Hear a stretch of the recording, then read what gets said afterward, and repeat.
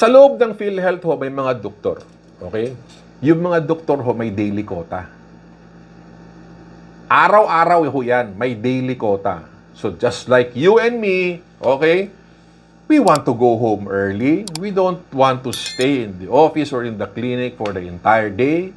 I want to go home early. Yun din ang hangarin nila. Okay?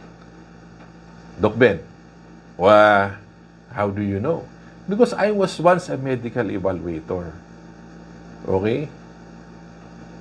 So, ang quota ho nila, napakarami. Right now, I think it's 150 CF4. Meron namang iba, 150 claims. Ang iba hong region, 200. So, they need to finish that every day. Can you imagine how boring it is?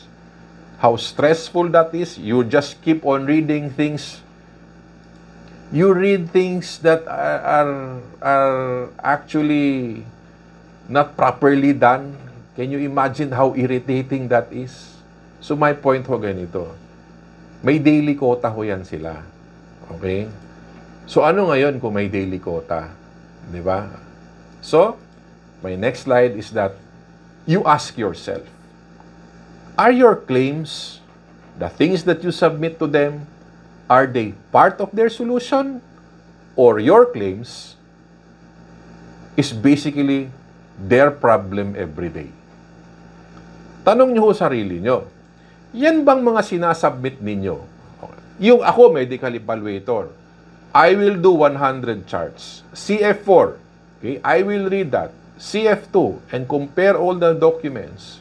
100, 250, or rather 200 per day. Depende ho sa region yan. Question, yung pinapadala nyo ba, dagdag sa problema ko or solusyon sa trabaho ko? Malaking impact ho yan. Okay? Dahil ho, okay, nagmamadali yan sila. Kasi may quota. Dahil nagmamadali yan sila, the thing here is this. If your claims are not properly done, okay, they will not spend time on it. Yun ang dilema dyan, kasi basura. Okay? So, you need to give them a claim that is well-written and something that is comfortable to them. Okay? Okay, doktora. Ito ho. Yung course in the ward na 1 month. Okay. So, medyo mahabang kwento yan, do. Okay? So, pagdating ho ng mga claim na aabot ng mga 1 buwan, okay? Of course, bibigyan din nila ng pansin yan. But, if I was the medical director, ano ba yung sisingilin ninyo? Okay? So, umabot siya ng 1 buwan dyan. Ano ba yung sisingilin ninyo? Okay? Let us say, intubated yung pasyente. Nagkaroon ng multiple illness, multiple diagnosis. I will focus on the illness ho na sinisingil ninyo. If ang sinisingil ho ninyo ay sepsis, okay, I will just look for keywords there that will show that the way you manage the patient is sepsis. Kung ang pasyente ho ninyo ay COVID, hahanapin ko lang ho sa mga claim form sa chart at sa course in the ward, the keywords that will point me that this was managed properly as a COVID patient. So, hindi ko ho kailangan basahin lahat yan. Okay? So, depende ho yan, doktora, kung ano ho yung sisingilin nyo. Okay? Now, definitely marami hong nakasulat. Okay? Di pwedeng from March 1 to so continue meds. It's ganito, doktora. Okay? Ang tanong kasi ninyo is claim form 4 eh. Believe it or not. Okay? Yung mga naka-attend ng webinar ko sa claim form 4, believe it or not, may checklist yung claim form 4. Kasi kailangan nilang tapusin yan ng mabilis kasi ang priority nila magbayad. So, pag-review ho nila ng claim form 4 ninyo, gamit yung checklist, it's a very fast review. Okay?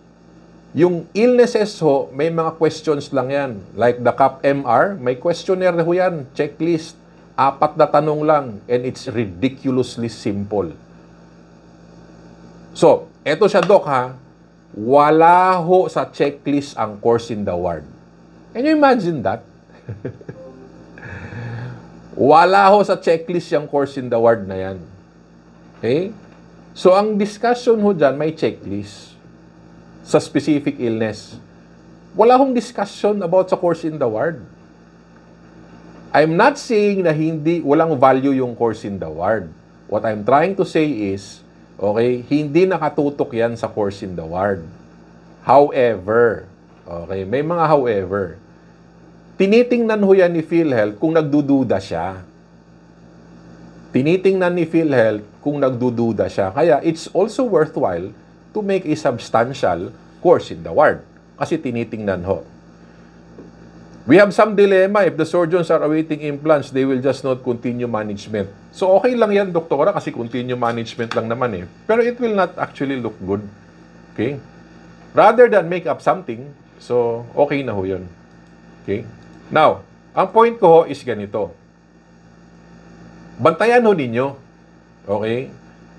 So, tingnan ho ninyo yung temperament ng mga medical evaluator ninyo. Okay? So, again, no, I want you to understand it based on their perspective. Isipin nyo, meron kang quota, 200 claims per day. Sunod, sa Thursday, pupunta ka ng Tagaytay kasi yung kaibigan mo ikakasal. Okay? So definitely, sa Friday, hindi ka makakabalik. And then mag-extend ka. Ang balik nyo ho, Wednesday pa. Yung quota mo, what you think what will happen to the quota? Okay? What will happen to the 200 daily quota? Well, definitely, pagbalik mo, sa'yo pa rin yan. So, ganun ho yan. Okay? So,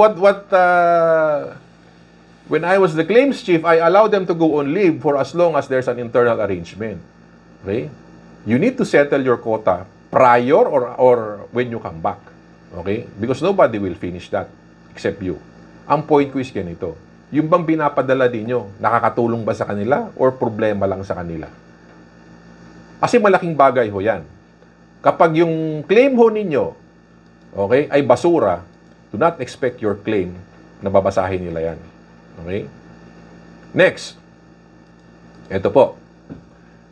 Very sensitive si PhilHealth dito. Take note of this, claims fraud. Okay? I'll just give you an example. Okay? 2015, there's a cataract scam. It affected their funds. CAP-MR epidemic, that's 2016.